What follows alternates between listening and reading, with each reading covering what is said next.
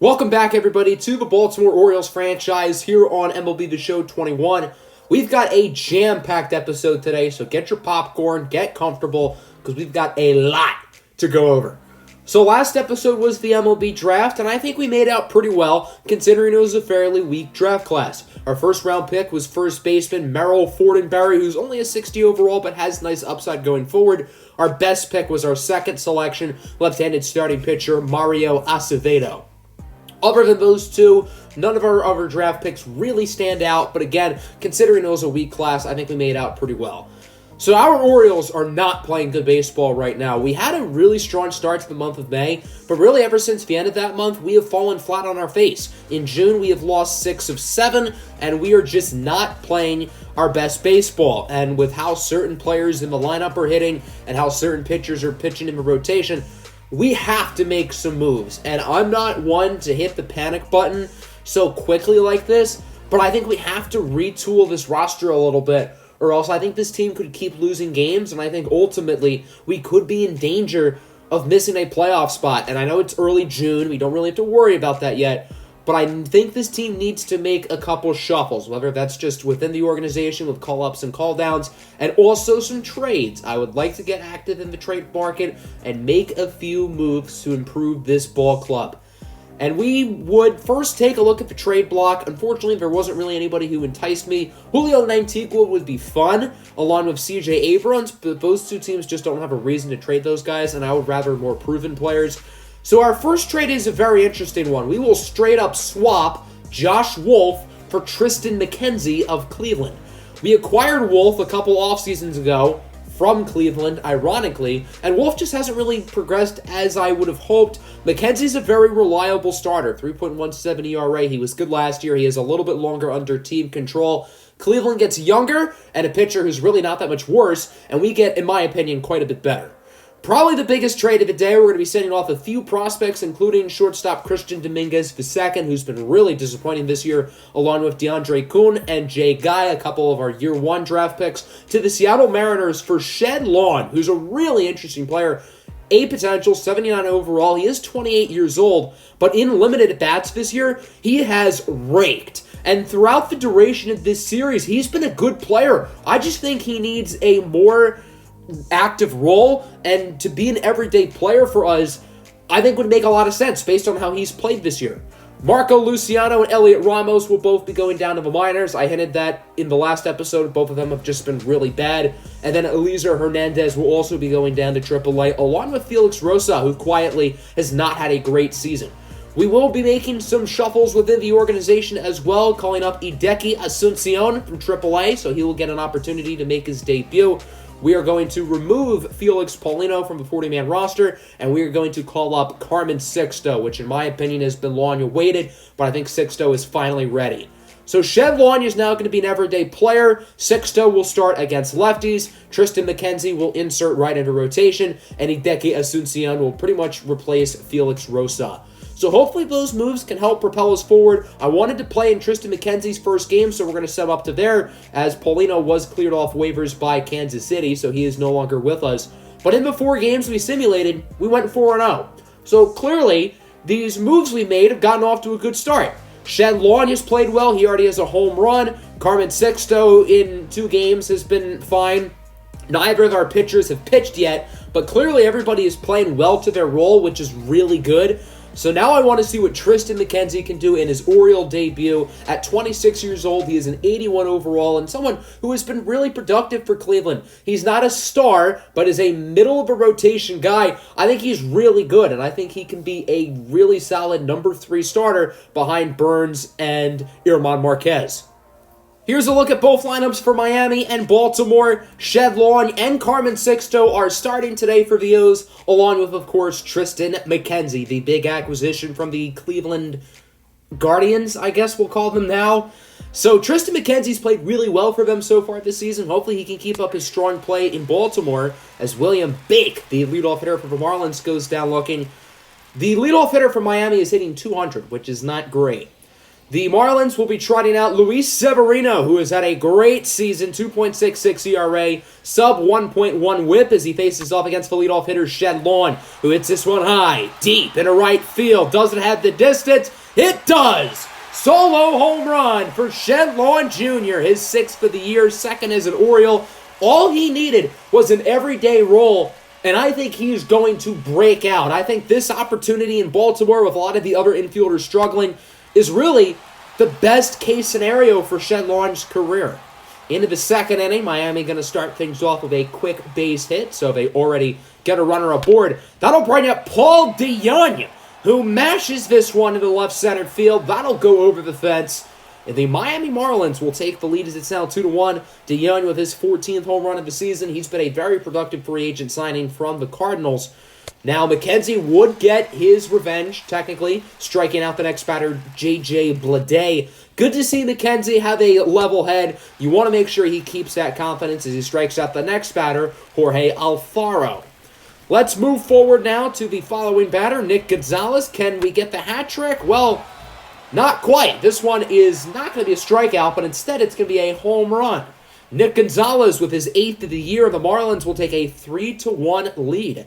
So not a great second inning there for Tristan McKenzie, allowing 2 home runs.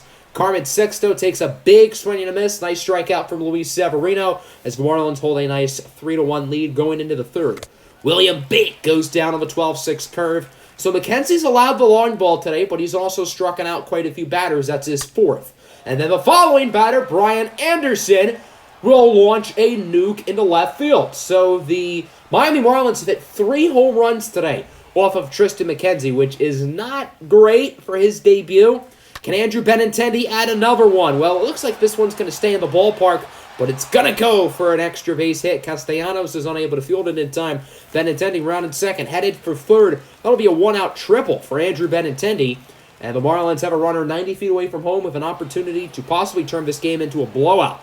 The former Oriole, Austin Hayes, who's had a great year with the Marlins, singles into center. That'll make it 5-1.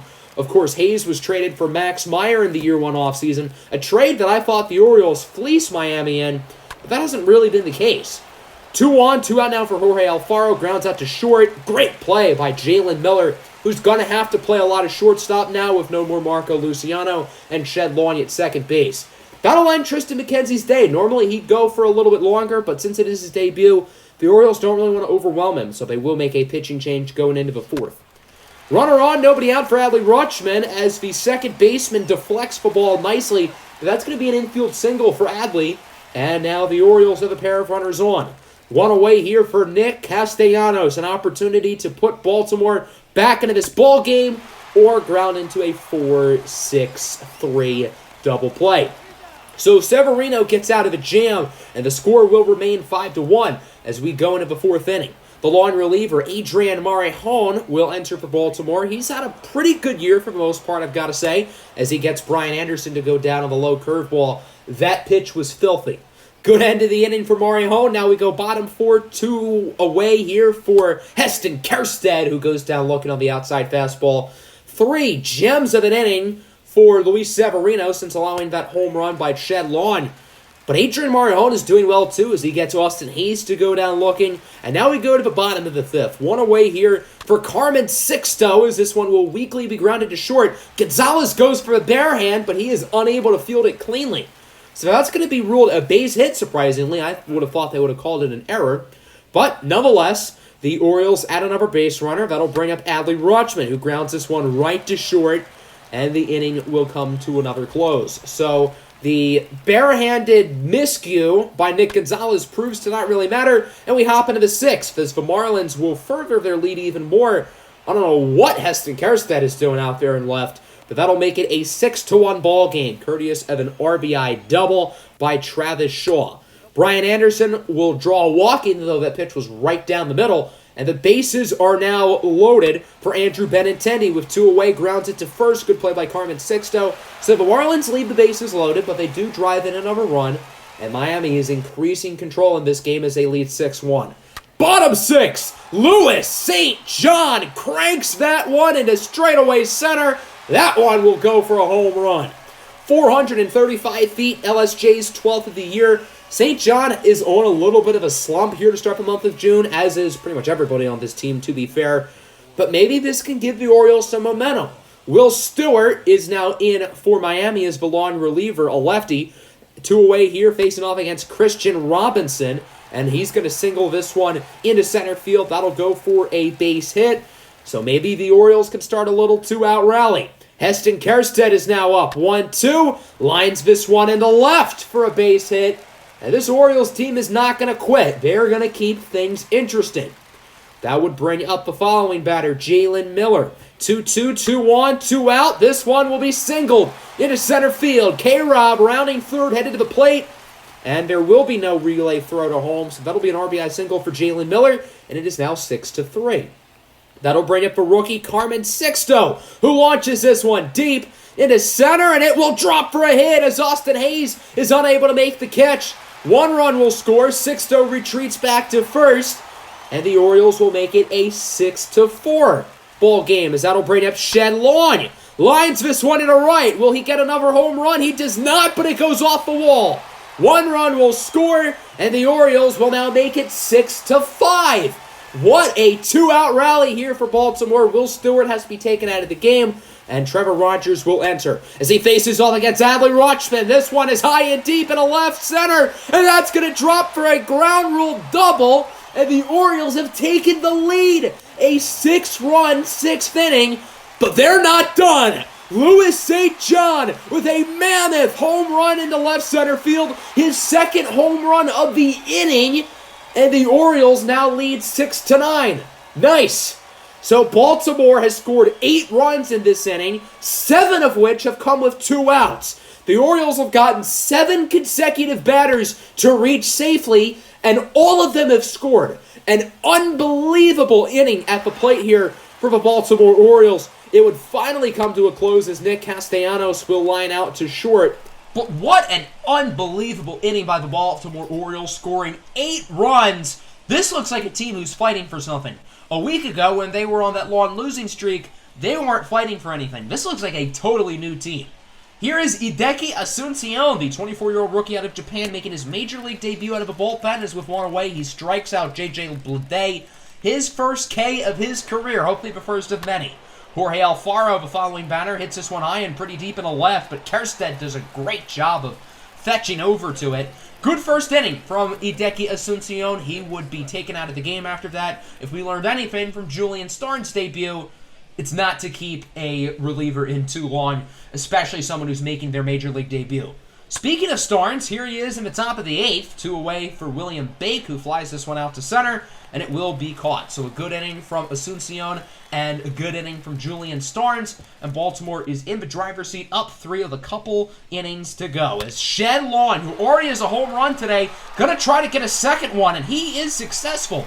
What a day for Shed Long Jr., 2 home runs, an RBI double. I mean, he has been quite phenomenal. And so far, I know it's only been a week, but he's been a damn good pickup for this Orioles offense. But Baltimore does not appear to be done, as Nick Castellanos, who currently leads the American League in RBIs, is going to add another one. That'll be a 2-out double for Castellanos. Run will come home to score fairly easily, and it is now an 11-6 game. Jordan Hicks is in for the O's, just going to try to finish this game off smoothly, no funny business. And that's exactly what would happen. A 1-2-3 9th inning as Austin Hayes will weakly fly out to center. It will be caught by Christian Robinson. And the Orioles win one of the crazier games you'll see. 11-6 is your final, featuring an 8-run 5th inning. Other than that 5th inning, I've got to say, the offense for Baltimore was very bleh. Now, you can't say 11 runs, 16 hits is bleh, but, I mean, they weren't phenomenal in the other 7 innings they hit. Luis Severino pitched really well, but the bullpen completely sucked balls. And offensively, there were some players who played really well. LSJ had 2 home runs. SLJ, Shed Long Jr., is that his new nickname? He had 2 home runs. Adley Rutschman had 3 hits, drove in a couple of runs. So overall, I mean, the offense did well in spurts, and they did well when they needed to. So obviously, I'm never going to complain when you score 11 runs off 16 hits. The pitching was fine. Tristan McKenzie wasn't very impressive. He allowed 3 home runs, but the bullpen did a great job. Morejon was good. Asuncion, Starnes, Hicks. everybody at the pen did well, and overall, a really resilient and tough win. So moving forward now, the next team I really wanted to play against was actually the Detroit Tigers. They're like the 26th ranked team in the game, but they're actually kind of good. They're 36-26. We did get a minor league injury. Pablo Abreu tore his groin. He's out 2 to 3 months, so we're going to put him on the 60-day IL. And we ended up sweeping the Yankees. So since the Tristan McKenzie and Shed Lawn trades, we're now 8-0. The first game of that series, we won 2-1 off of a walk-off home run in the bottom of the ninth by Louis St. John. Max Meyer pitched 5 1/3 shutout innings. And overall, that ended up being a good win. The second game, we won 8-7, again off of a walk-off. And the third game, we won 1-0, scoring our lone run in the first inning. That was Corbin Burns, who led the way, 7 1/3 shutout innings. So clearly, those moves we've made have flipped the switch. We're going to simulate to the final game of the Tiger series. I really wanted to pitch with Max Meyer after his great outing. And we got another minor league injury. Marco Luciano tore his calf. So his AAA stint is not getting off to the flyingest of starts, as you can see. We split against the Tigers, losing the second game. Tristan McKenzie was on the mound. He didn't pitch all that well again. So, unfortunately, the win streak stops at 9. But hopefully we can build a new winning streak here in the final game of the series at Comerica Park against the darling of the year, the 38-30 Detroit Tigers. The Orioles are currently 42-26, just having their 9-game win streak snapped last night in a loss to the Detroit Tigers. So, Baltimore is going to try to get back on track. The Orioles are mixing up the lineup card a little bit. Ryan Mountcastle will be leading off. No Max Muncy today. Carmen Sixto will be playing instead. So here is Max Meyer, who has pitched quite well through the past month or so. He's taken a while to figure it out, but I give the kid a lot of credit. It really seems like he's starting to come to his own and pitch a lot better. First batter of the game is going to be Victor Reyes. 1-2 pitch. This one will be grounded past Shed Lawn for a base hit. The thing with Max Meyer this year is there have been a lot more balls in play off of him. His strikeout numbers are down, but his walks are also way down from a year ago. The following batter, Akil Baddoo, will strike out. So, Max Meyer is still a great strikeout artist. He just doesn't strike out as many guys as he did. Reyes tried to steal second, but he's gunned down. Adley Rutschman, the part-time ball player, full-time sniper. Willie Castro still up at the plate, and that one will be singled for a hit into left field as the third baseman, Carmen Sixto, is unable to field it. Yes, Carmen Sixto is playing third. I don't know if he's ever played there before, but the Orioles are experimenting. Castro trying to steal second, and he is gunned down. Adley Rutschman throws out 2 runners here in the first inning. Quite a start to his day behind the dish. Franklin Perez is on the mound for the Tigers. He's been, this year, of a 5 flat ERA. But he is 7-3. It's not like the Tigers are losing much when he starts. Here's Carmen Sixto, who has played quite well since the call-up. Going Apo Taco. That one into right for extra bases. Going to be a close play at second, but he is safe. Good base running for Carmen Sixto, and the Orioles now have a runner in scoring position and an opportunity to draw first blood. That'll bring up Jalen Miller with 2 away. Sixto now at third. And Miller hits this one high and pretty deep into right field. Mazzara chasing after it, and he will make the catch. So, unfortunately, Baltimore is not able to draw a run there in the second inning, and the game remains tied at 0. Speaking of Nomar Mazzara, he leads the bottom of the second, and this one is going to be grounded to third. Carmen Sixto's throw is off the mark. Yeah, he looked like a guy who's never played third base on that play. Now, he has a good arm. That's why the Orioles are experimenting, but that throws offline. Mazzara headed for second, not even close. Adley Rutschman has thrown out 3 batters within the first 2 innings today. That is remarkable. Top of the third now, runner on, 1 away for Shed Lawn, who is still playing really well. He does ground into a double play, unfortunately, so the inning will come to a close. Still no runs across. Neither team has been able to get across home plate as it is still tied at 0. Bottom 3, Trent Grisham leads off for Detroit. He's going to take a big swing and miss on the 99-mile-an-hour fastball. Meyer with his second strikeout of the game. There's his third. It's Victor Reyes, the victim, who goes down on the changeup. Nice K there for Meyer, still tied at 0. 3 pretty strong innings for Meyer, although he has had some help from this man, Adley Rutschman, who's now going to get active offensively as he will single into left field with 2 away here in the 4th inning. Can this be where the Orioles finally get some runs across, as it's Carmen Sixto, who already has a base hit today, going to try to add another one, and he does, nearly decapitating Franklin Perez. That'll be a single for Sixto. So 2-1, 2 away. A major opportunity for the first baseman, Anthony Rizzo, and he will not capitalize. He was given a hanging curveball right down the middle, but it would just be weakly grounded to second. Rougned Odor makes the play. That is now 4 shutout innings from Franklin Perez, who has pitched really well in this game. And now we go to the bottom of the half of the inning. See if Max Meyer can still dominate as Willie Castro goes for the bunt. Sixto barehands it. What a play! Carmen Sixto at the hot corner. Looks like he's been playing third base for a decade. Oh my goodness, what a play by Sixto. Normally, you wouldn't try to get fancy in the 4th inning of your first game at a new position, but he did, and it worked. Following batter is the catcher, Gustavo Severino, who rips a single into center. Both teams have not had problems getting base hits, and actually, through the first 4 innings of this game, in each inning, both teams have gotten runners across, but there's still no scores. Grisham grounds into a double play. Good defense from Meyer and friends. 4 shutout innings from both pitchers, even though, again, in every inning, both teams have gotten on. Let's go to the 6th inning now. Still tied at 0, as Castellanos will loft this one into center. It will be caught by Trent Grisham. That is now 6 shutout innings for Franklin Perez, who has been dominant on the mound today. But you know who else has been dominant? Max Meyer, coming off a start in which he threw 5 1/3 scoreless innings.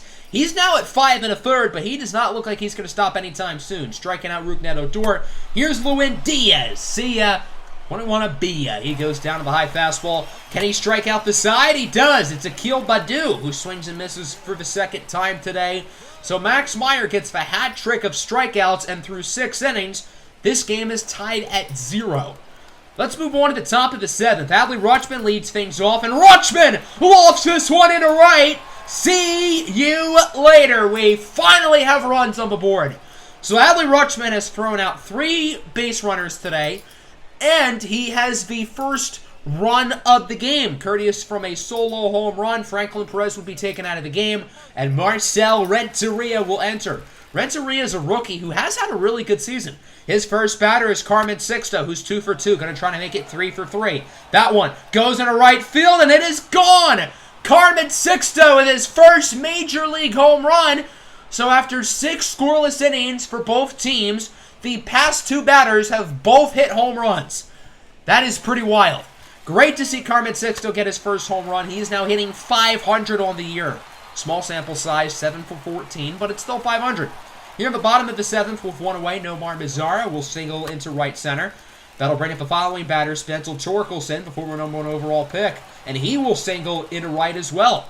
So Torque will get his first hit of the game. Mazara advances to 3rd, and now there are runners on the corners with only 1 out. That'll bring up Gustavo Severino. He draws a walk, and the bases are now loaded. This game just got real interesting. Max Meyer would be taken out of the game after that, and Hideki Asuncion is in for his 2nd career appearance, and he's in quite a jam.